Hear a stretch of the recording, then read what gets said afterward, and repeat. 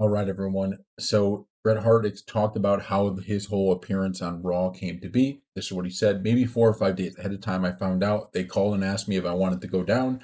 I was like, what else am I doing? But yeah, it was really special. I didn't expect that kind of reaction. Of course, it's been a long time since I walked out in front of a Calgary crowd.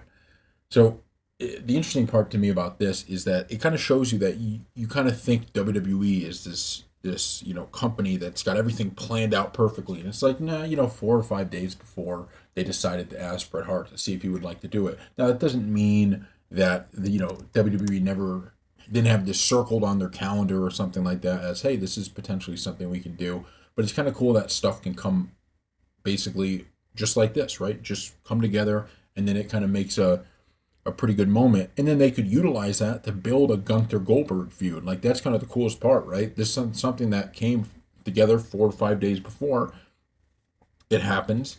And then, Gunther's able to use that moment as a way to continue this feud that he's starting with Goldberg. So I thought this is an interesting, some interesting comments from Bret Hart. And I hope WWE continues to do this. They have to understand the importance of these older wrestlers because, like I said, the problem with WWE is that they're in this situation where there's very few things that have fans amongst all ages, right? Usually, when you're little, you're watching some cartoons, you're watching this, you're watching that, and then you grow out of them, right?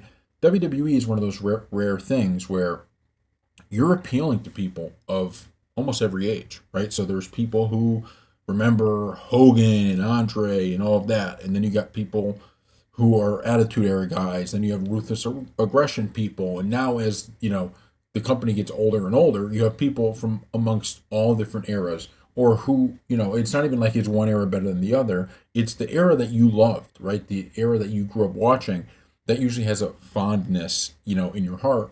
And so WWE has this weird thing where they got to try to appeal to basically all of those different eras. So this is a good way to do that, right? I heard Bret Hart was going to be on TV. That's almost enough to get me to tune in just to see it. Cool, right? Bret Hart. This is a guy I remember. This is a guy that I have, fond memories of.